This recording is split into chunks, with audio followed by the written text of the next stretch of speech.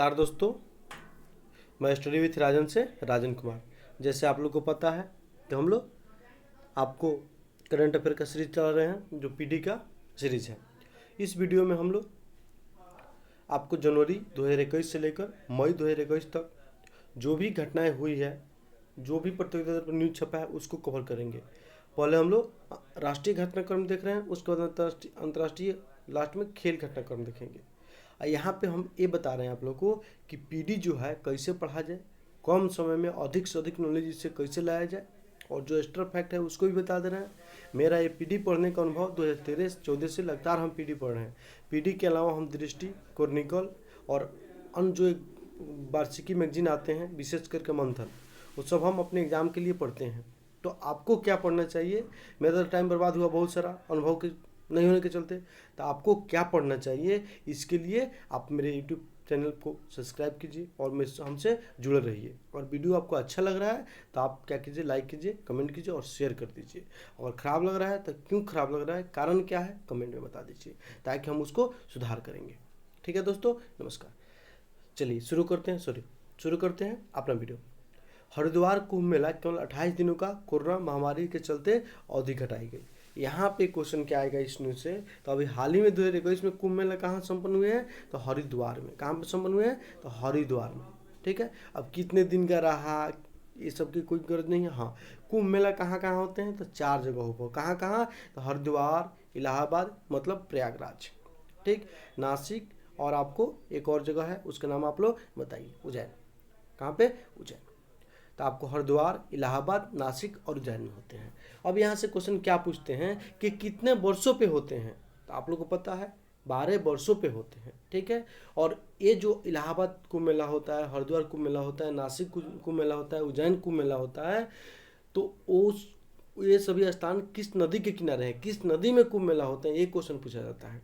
तो आपको हम पहले भी वाला वीडियो में बताए हैं और फिर से रिवीजन भी करा दे रहे हैं कि जो इलाहाबाद कुंभ मेला है वो गंगा जमुना सरस्वती के संगम पर होता है। हरिद्वार कुंभ मेला है वो उत्तराखंड में आपको गंगा के किनारे होता है। और उसी तरह से आपको नासिक जो कुंभ मेला है वो गोदावरी नदी के किनारे होता है। और उज्जैन जो कुंभ मेला है वो शिप्रा नदी के किनारे होता है। आप लोगों को ये पता होगा। इसके अलावा कुंभ के अलावा अर्थ कुंभ भी होते हैं जो 6 सालों पे होते हैं। ठीक है, तो 2 स्थानों हरिद्वार और इलाहाबाद में अर्ध कुंभ मेला का आयोजन किया जाता है। आप लोग इसको याद रखिएगा। बस इतना न्यूज, मतलब ये जो है इतना ही न्यूज आपको याद करना है, बाकी सब कुछ गरज नहीं है आपको याद रखने के लिए। नेक्स्ट न्यूज जो है आपको मोस्ट इम्पोर्टेंट पूछा जा सकता है किसी एग्जाम में। चमोली में ग्लेशियर टूटने से हुई जल प्रलय जैसी स्थिति में 206 लोगों की मृत्यु। मतलब हाल ही में ग्लेशियर टूटने की घटना हुई, वो किस राज्य में घटी हुई थी? तो आपको उत्तराखंड में। और उत्तराखंड के किस जिले में? तो चमोली में। ठीक है, अब इतना तो न्यूज बन गया। इसके अलावा और क्या क्या न्यूज बने जा सकते हैं? तो ये जो ग्लेशियर टूटने की घटना हुई, इससे कुछ जल प्रोजेक्ट चल रहे थे, लघु जल प्रोजेक्ट, उसको भी नुकसान पहुंचा। तो किस नदी पे होते हैं ये पूछेगा। ठीक है, और इस चमोली ग्लेशियर टूटने से किस नदी में बाढ़ की स्थिति आ गई थी, ये भी क्वेश्चन पूछेगा। ठीक है, चलिए तो आपको हम देखते हैं। ऋषि गंगा जल विद्युत परियोजना तबाह हुआ इससे। ठीक है, जो आपको नंदा देवी बायोस्फीयर क्षेत्र में पड़ता है। ठीक, ये नंदा देवी बायोस्फीयर क्षेत्र जो होता है वो किस राज्य में है? तो आपको याद रखिएगा कहाँ पे है? उत्तराखंड में। इसके अलावा नंदा देवी पर्वत भी है, चोटी है हिमालय की, वो किस राज्य में है? तो उत्तराखंड में है। ठीक है, किस देश में? तो भारत में है। ठीक, चलिए उसी तरह तपोवन विष्णु गाड हाइड्रो प्रोजेक्ट किस नदी पर है? बराज नदी पर। और आपको ऋषि गंगा जल विद्युत परियोजना किस नदी पर है? धौली गंगा पर। ठीक, सॉरी दोस्तों, सॉरी, यहाँ पे क्या हुआ, आपको तपोवन विष्णु गाड हाइड्रो प्रोजेक्ट जो है वो धौली नदी पर है। ठीक, चलिए ये बात याद रखिएगा। तो 2 प्रोजेक्ट मुख्य रूप से तहस नहस हुए हैं। तपोवन विष्णु गाड हाइड्रो प्रोजेक्ट जो आपको किस नदी पर है? धौली नदी पर है। ठीक, और उसके अलावा आपको एक और ऋषि गंगा जल विद्युत परियोजना ये भी नष्ट हुए हैं। नंदा देवी बायोस्फीयर क्षेत्र में पड़ता है। अब यहाँ से क्वेश्चन क्या बनेंगे आपका, नंदा देवी बायोस्फीयर क्षेत्र कहाँ पे है, उत्तराखंड में है। ठीक, चलिए नेक्स्ट क्वेश्चन, बस यहाँ से इस न्यूज़ से यही क्वेश्चन बनेंगे। हाँ, अभी हाल ही में 5 राज्यों में चुनाव संपन्न भी हुए हैं, उसका रिजल्ट भी आ गया है, लेकिन न्यूज पहले का है। तो इसमें क्या बताया गया है कि पश्चिम बंगाल, तमिलनाडु, केरल, असम और पांडुचेरी की विधानसभाओं के लिए चुनाव कार्यक्रम घोषित किए गए हैं। ठीक है, चुनाव कार्यक्रम घोषित कौन करता है, तो आपको चुनाव आयोग के द्वारा की जाती है। ये बात आप लोग याद रखिएगा। ठीक है, अब ये जो है 4 राज्यों और 1 केंद्र शासित प्रदेश में चुनाव की घोषणा हुई थी। तो यहाँ से आपको सिर्फ क्या चीज़ का मतलब है वो बता रहे हैं, बाकी सब फालतू की न्यूज़ है, उससे आप बचिए। ठीक है, सबसे पहले अगर राजधानी किसी का याद नहीं हो तो याद कर लीजिए, और चुनाव के बाद कहाँ कौन मुख्यमंत्री बने हैं उसको अपना देख लीजिए। ठीक, अब आते हैं असम। असम जो है आपको कुल विधानसभा की कितनी सीटें हैं ये बात याद रखिएगा। तो आपको यहाँ पे 126 सीटें हैं। तमिलनाडु में कितने हैं, तो 234 सीटें हैं। केरल में कितने सीटें हैं, तो 140 सीटें हैं। तो इतना बात याद रखिए, केरल में कितने सीटें 140, तमिलनाडु में कितने सीटें 234, और असम में कितने सीटें 126। बस यही क्वेश्चन पूछेगा। उसी के अलावा पश्चिम बंगाल में 294 और पांडुचेरी में 30। पांडुचेरी केंद्र शासित प्रदेश है जहाँ विधानसभा की गठन की गई है। इसके अलावा 2 और केंद्र शासित प्रदेश है जहाँ पे विधानसभा है, एक है जम्मू और कश्मीर और दिल्ली। ठीक है, जम्मू और कश्मीर में भी चुनाव नहीं हुए हैं कोरोना के कारण, लेकिन अब चुनाव हो गए वहाँ पे। नेक्स्ट न्यूज है पांडुचेरी में राष्ट्रपति शासन लागू हुआ, क्योंकि वहाँ पे किरण बेदी जो थी उनको उपराज्यपाल से हटा दिया गया था, अतिरिक्त प्रभार दी गई थी। ठीक है, पड़ोसी राज के राज्यपाल को, लेकिन उनको भी क्या किया गया, बाद में मुख्यमंत्री ने त्यागपत्र दे दिया वहाँ का, जो मुख्यमंत्री थे नारायणसामी। तो अब क्या हुआ, वहाँ पे कोई सरकार नहीं थी, इसीलिए वहाँ पे क्या हुआ, राष्ट्रपति शासन लागू हो गए। जो अतिरिक्त प्रभार दिया गया था वो तेलंगाना के राज्यपाल थे टी सुंदरराजन, ये बात याद रखिएगा। तो तेलंगाना के राज्यपाल कौन है, टी सुंदरराजन, अतिरिक्त प्रभार के रूप में थे।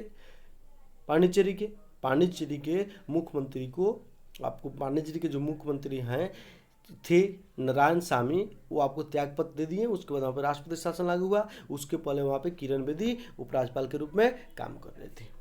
ठीक है, हाँ, पांडिचेरी जो है वो कितने राज्य में फैले हैं, एक क्वेश्चन आपसे पूछेगा। तो आंध्र प्रदेश, तमिलनाडु और आपको केरल याद रखिएगा। माहे जो है केरल में है। ठीक, माहे जो है वो केरल में है। पांडिचेरी जो है आपको 3 राज्यों में जैसे बताए हैं कि फैला हुआ है, आंध्र प्रदेश, केरल और तमिलनाडु में, जिसके आपको 4 क्षेत्र हैं, यमन, माहे, कराईकल, पांडिचेरी। यमन, माहे, कराईकल, पांडिचेरी। इसको हम लोग डिटेल से थोड़ा देखते हैं, यहाँ से क्वेश्चन बनते हैं। ठीक, तो यमन जो है आपको कहाँ पे है, आंध्र प्रदेश में पड़ता है। ठीक है, माहे जो है वो कहाँ पे पड़ता है, केरल में पड़ता है। और पांडिचेरी और कराईकल आपको तमिलनाडु का क्षेत्र है। ठीक है, ये चारों क्षेत्र को मिलाकर हम लोग पांडिचेरी बनाते हैं। ठीक, ये बात याद रखिएगा। ये जो है केंद्र शासित प्रदेश है। तो पांडिचेरी कितने राज्यों में फैले हैं, 3 राज्यों में, केरल, तमिलनाडु और आंध्र प्रदेश में, जिसमें से यमन जो है आंध्र प्रदेश में पड़ता है, माहे जो है केरल में पड़ता है, और आपको कराईकल और पांडिचेरी आपको कहाँ पर पढ़ते हैं, तो ये आपको तमिलनाडु में पढ़ते हैं। ये बात आप लोग याद रखिएगा। चलिए यहाँ से ये न्यूज बना। नेक्स्ट न्यूज देखते हैं हम लोग। अहमदाबाद में विश्व के सबसे बड़े क्रिकेट स्टेडियम का नामांकन नरेंद्र मोदी स्टेडियम के नाम पर किया गया, जिसका पहले आपको नाम जो था वो सरदार वल्लभ भाई पटेल के नाम पर रखा गया था। उसके पहले उसको मोटेरा नाम रखा गया था। ठीक है, जब डोनाल्ड ट्रंप आए उद्घाटन में यहाँ मोटेरा स्टेडियम का, तो उसको नाम आपको सरदार वल्लभ भाई पटेल नाम कर दिया गया। ये हाल ही में आपको क्रिकेट स्टेडियम का उद्घाटन करते हुए माननीय राष्ट्रपति रामनाथ कोविंद जी, उन्होंने आपको सरदार वल्लभ भाई पटेल स्टेडियम जो है उसमें क्रिकेट स्टेडियम है उसका नामांकन नरेंद्र मोदी के नाम पर कर दिया। ये बात याद रखिएगा। ये जो क्रिकेट स्टेडियम है वो विश्व का सबसे बड़ा क्रिकेट स्टेडियम है। ये क्रिकेट स्टेडियम आपको गुजरात में हुए हैं। हाल ही में यहाँ पे मैच खेले गए हैं भारत और इंग्लैंड के बीच में। ये बात याद रखिएगा। मतलब शुरुआत में जो मैच हुआ यहाँ पे वो किस देश के बीच हुआ, तो आपको इंग्लैंड और भारत के बीच हुआ। ये बात आप लोग याद रखिएगा। नेक्स्ट आते हैं, आपको 58 वर्ष पूर्व अस्तित्व में आए पूर्वोत्तर राज्य नागालैंड की विधानसभा में पहली बार राष्ट्रगान की धुन बजी। ये बात आप याद रखिएगा कि हाल ही में किस राज्य में पहली बार राष्ट्रगान बजाया गया था? नागालैंड। कहाँ पे? नागालैंड में। किस राज्य में अभी हाल ही में आपको राष्ट्रगान बनाए गए हैं? तो वो नागालैंड है। इसके साथ साथ आप लोग ये भी बात याद रखिएगा कि नागालैंड जो है वो आपको कब बना? 1 दिसंबर 1963 को असम से काट के इसको बनाया गया है। मस्ट बात है, याद रखिएगा इस न्यूज़ को। नेक्स्ट हम आते हैं,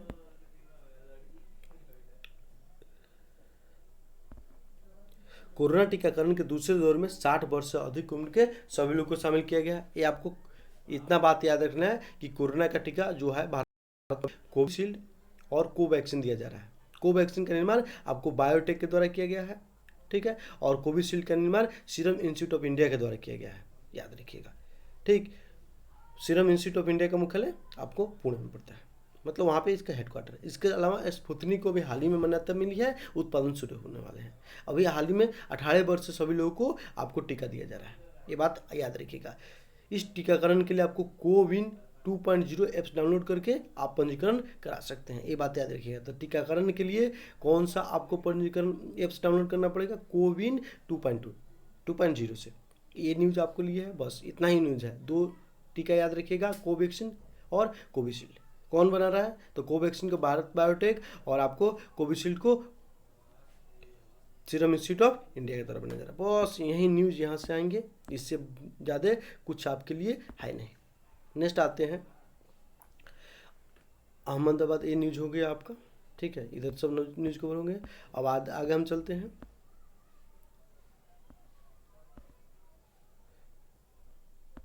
हाँ, नरेंद्र मोदी को ये थोड़ा सा रफली याद रखिएगा कि कौन सा खुराक दिया गया, तो भारत बायोटेक का कोवैक्सीन दिया गया, ठीक।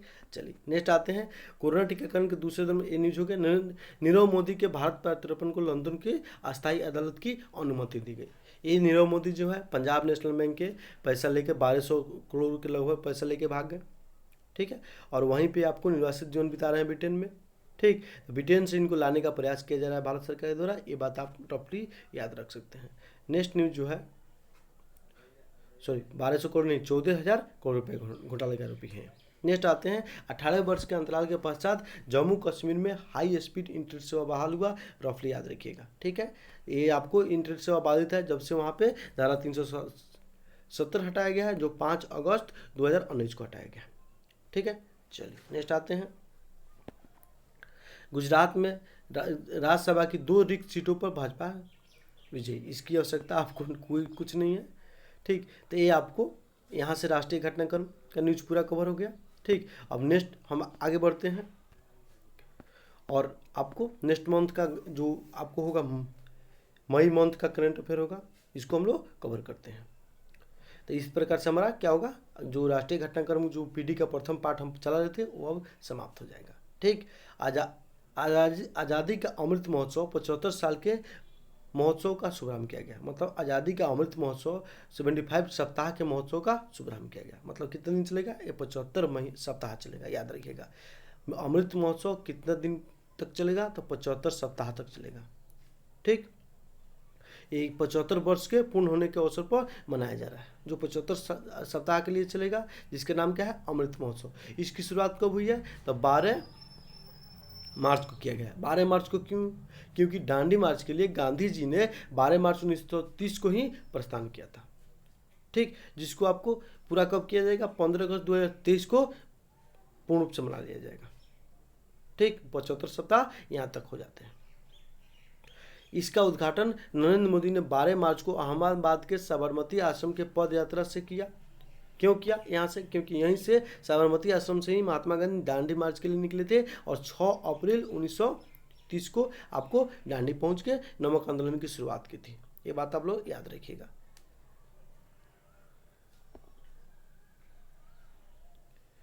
यहाँ पे ये सब मेंस के लिए न्यूज़ है, कोई भी एग्जाम मेंस दीजिएगा उसके लिए है, इसका कोई जरूरत नहीं है पीटी में।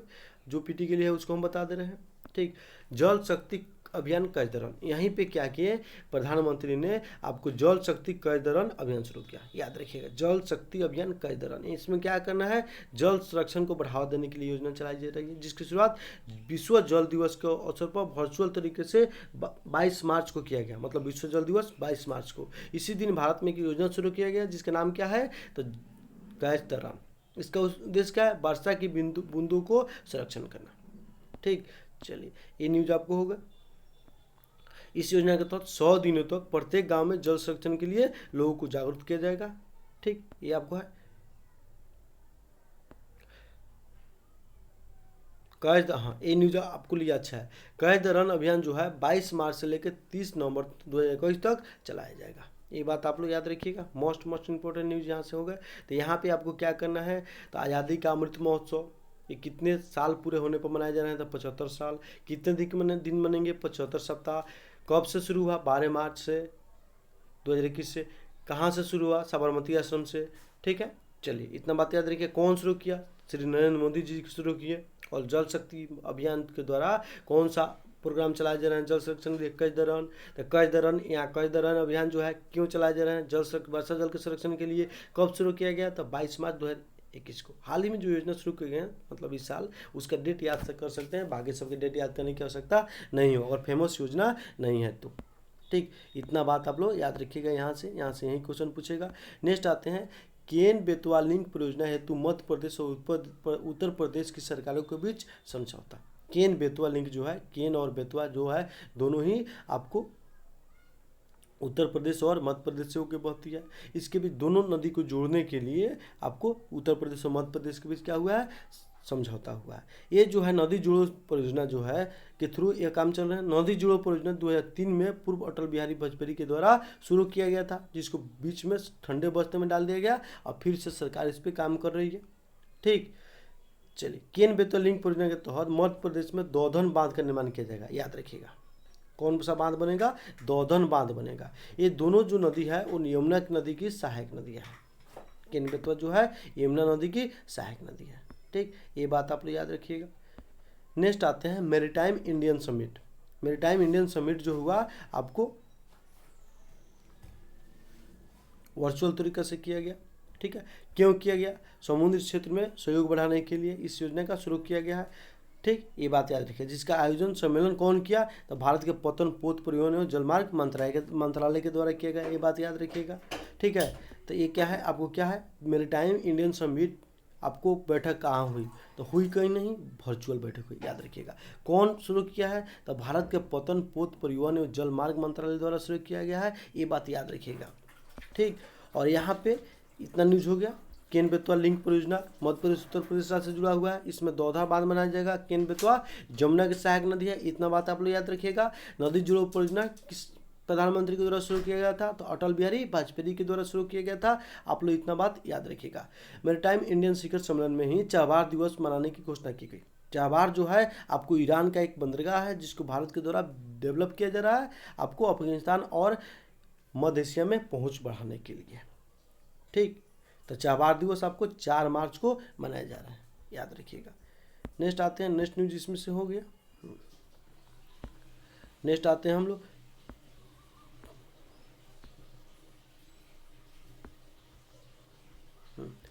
PSLV C51 के द्वारा ब्राजील के अमोजनिया सहित अन्य उपग्रह का परीक्षण किया गया।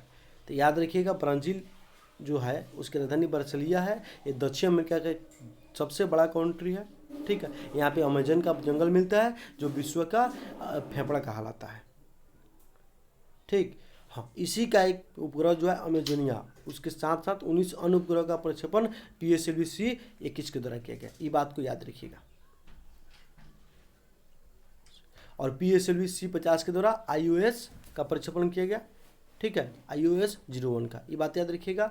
PSLV का फुल फॉर्म क्या होता है, पोलर सेटेलाइट लॉन्च व्हीकल होता है। उसी तरह से GSLV का फुल फॉर्म क्या होता है, तो सिंक्रोनस सेटेलाइट लॉन्च व्हीकल होता है। जियो सिंक्रोनस सेटेलाइट लॉन्च व्हीकल होता है GSLV का। ठीक, PSLV और GSLV में मुख्य अंतर यही है कि PSLV कम वजन के उपग्रहों का प्रक्षेपण करता है और GSLV जो है वो बहुत अधिक वजन का प्रक्षेपण करता है। ये बात आप लोग याद रखिएगा।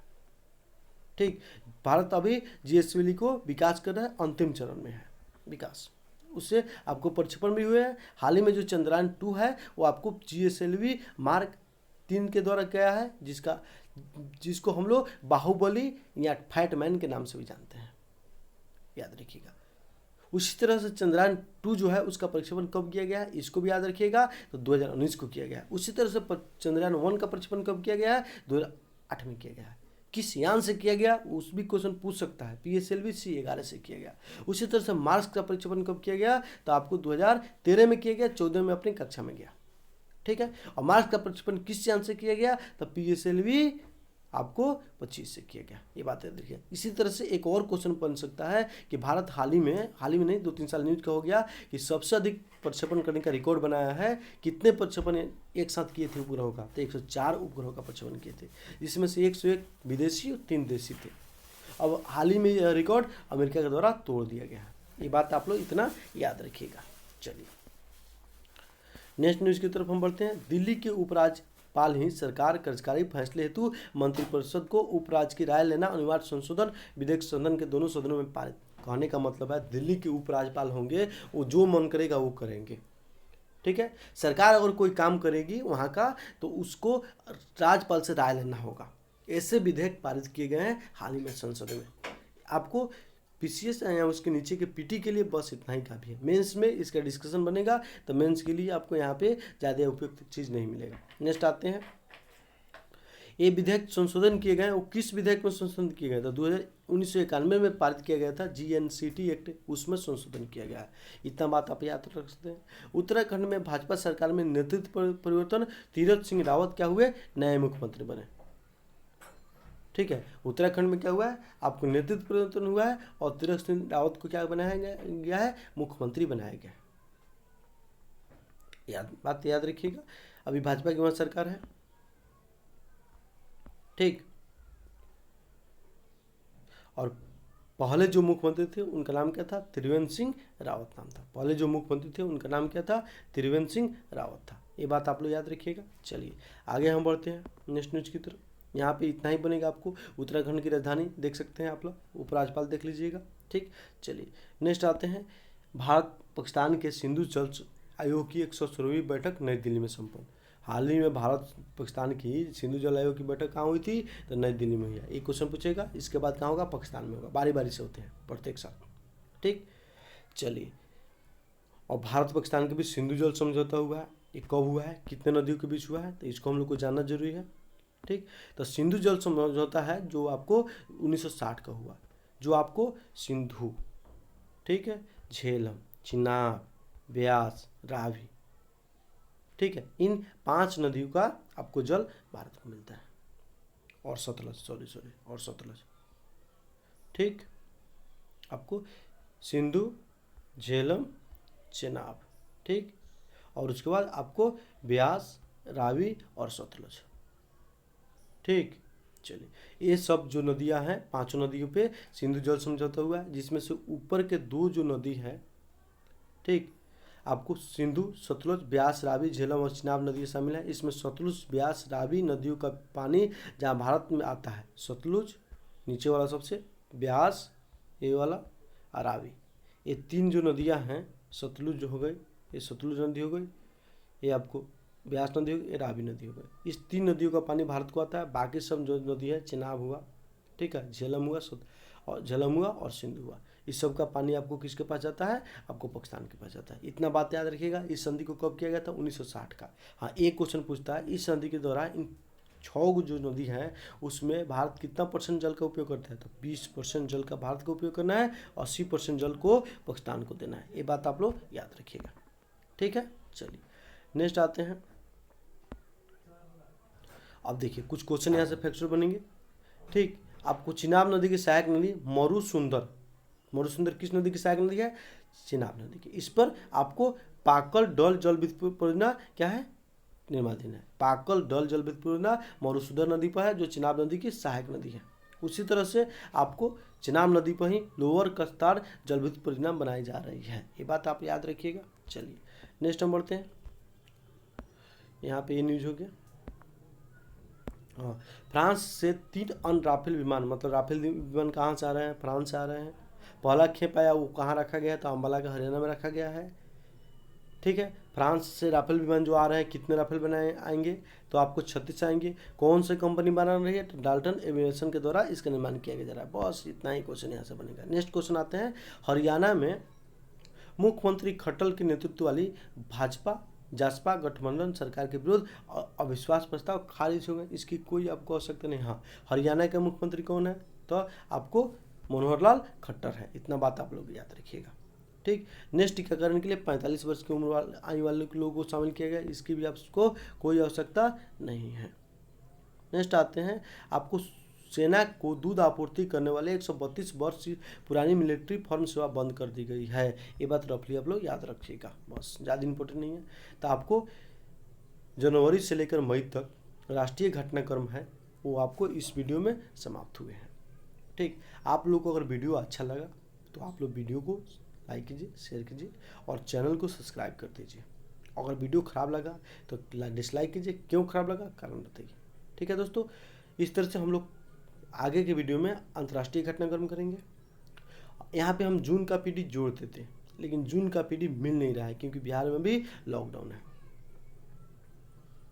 ठीक, तो जैसे हमको जून का पीडी मिलेगा तो उसका राष्ट्रीय घटनाक्रम हम करके यहाँ पे आपको डाल देंगे, उसको देख लीजिएगा। और जून का टोटल पीडी अलग से हम कराएंगे। इसका ऑब्जेक्टिव भी हम कराने वाले हैं थोड़ा दिन में। टाइम मिलता है, टाइम के अकॉर्डिंग सब काम कर देंगे। तो आप लोग मेरे से जुड़े रहिए, आप लोग को जरूर फायदा होगा। कहीं कहीं हमको मतलब दिक्कत हो रहा है, थोड़ा सा हड़बड़ा जा रहा है। वीडियो मेरा मतलब बनाने का ही आपको अनुभव नहीं है, इसलिए हड़बड़ा जा रहा है। तो आप लोग सहयोग कीजिए, आपको अच्छे से अच्छे कंटेंट दूंगा, ये मेरा वादा है। ठीक है, चलिए ठीक है दोस्तों, नमस्कार।